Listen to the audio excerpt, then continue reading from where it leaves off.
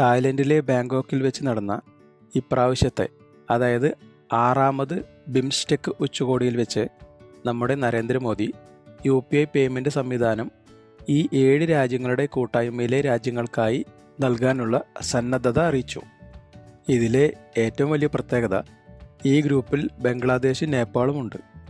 ഇവിടെ വെച്ച് Bangladesh chief adviser Muhammad യൂനസിനെയും Nepal പ്രധാനമന്ത്രി ശർമ്മ ഒലിയെയും ഒക്കെ മോദി കണ്ടതിൻ്റെയും സംസാരിച്ചതിൻ്റെയും ഒക്കെ വാർത്തകൾ നിങ്ങൾ അറിഞ്ഞിരിക്കുമല്ലോ. ഇന്ത്യക്കും നേപ്പാളിനും ബംഗ്ലാദേശിനും പുറമെ ഭൂട്ടാൻ, മ്യാൻമാർ, ശ്രീലങ്ക, തായ്ലൻഡ് എന്നീ രാജ്യങ്ങളും ഈ ഗ്രൂപ്പിൻ്റെ ഭാഗമാണ്. ഈ ഉച്ചകോടിയിൽ പ്രധാനപ്പെട്ട ചില പ്രഖ്യാപനങ്ങളുണ്ടായി. അതിൽ ആദ്യത്തേത് ഈ ഗ്രൂപ്പിലെ 7 രാജ്യങ്ങളുമായി UPI പേയ്മെൻറ്റ് സിസ്റ്റം ബന്ധിപ്പിക്കൽ. ഇത് ഈ രാജ്യങ്ങൾ തമ്മിലുള്ള സാമ്പത്തിക വാണിജ്യ ഇടപാടുകൾ എളുപ്പമാക്കുകയും വേഗത്തിലാക്കുകയും ചെയ്യും. അടുത്ത പ്രഖ്യാപനമാണ് ബിംസ്റ്റെക് ചേംബർ ഓഫ് കൊമേഴ്സ് സ്ഥാപിക്കൽ. ഇതുവഴി അംഗരാജ്യങ്ങളിലെ ബിസിനസ് ബന്ധങ്ങൾ വളർത്തുന്നതിനും പരസ്പരം സഹകരിക്കുന്നതിനുമുള്ള ഒരു വേദിയായി ഇത് മാറ്റപ്പെടും. അടുത്ത പ്രധാനപ്പെട്ട പ്രഖ്യാപനമാണ് ഈ രാജ്യങ്ങൾ തമ്മിലുള്ള വ്യാപാരങ്ങൾ പ്രാദേശിക കറൻസിയിലേക്ക് മാറ്റപ്പെടും. കൂടാതെ ദുരന്ത നിവാരണം, ഭീകരവിരുദ്ധ നടപടികൾ, സൈബർ സെക്യൂരിറ്റി, സമുദ്ര സഹകരണം ഈ മേഖലകളിലെല്ലാം പരസ്പര സഹകരണം ഉറപ്പാക്കുകയാണ് ഈ ഉച്ചകോടിയുടെ മുഖ്യ ലക്ഷ്യം. ഇനി UPI പേയ്മെൻറ്റ് സംവിധാനത്തിൻ്റെ കാര്യത്തിലേക്ക് തന്നെ പോകാം. ബിംസ്റ്റെക് ഗ്രൂപ്പിലെ തന്നെ ഭൂട്ടാനും നേപ്പാളും ശ്രീലങ്കയിലും ഇപ്പോൾ തന്നെ UPI സംവിധാനം പ്രവർത്തിക്കുന്നുണ്ട്.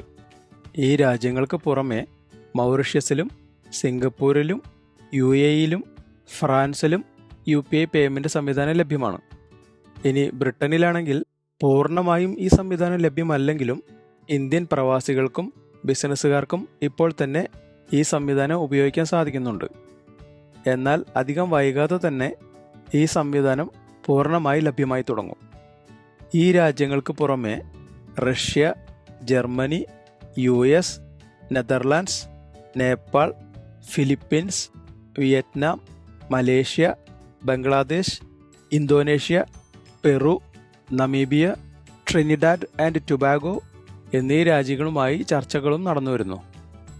സമീപ ഭാവിയിൽ തന്നെ ഇവിടങ്ങളിലും UPI ലഭ്യമായി തുടങ്ങും. ഈ UPI എന്ന് പറയുന്നത് മൊബൈൽ ഫോണുകൾ വഴിയോ കമ്പ്യൂട്ടറുകൾ വഴിയോ പ്രവർത്തിക്കുന്ന ഡിജിറ്റൽ പേയ്മെൻറ്റ് സംവിധാനമാണ്.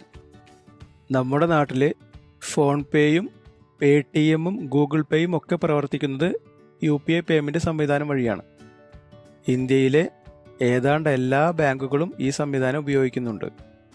National payment corporation of India അഥവാ NPCI ഇവരാണ് UPI പേയ്മെൻറ്റ് സംവിധാനം വികസിപ്പിച്ചത്. NPCIയുടെ തന്നെ കാർഡ് രൂപത്തിലുള്ള പേയ്മെൻറ്റ് സംവിധാനമാണ് റൂപേ കാർഡുകൾ. ഈ കാർഡുകളും UPI ഉപയോഗിക്കാൻ കഴിയുന്ന രാജ്യങ്ങളിൽ മിക്കതിലും ഉപയോഗിക്കാം.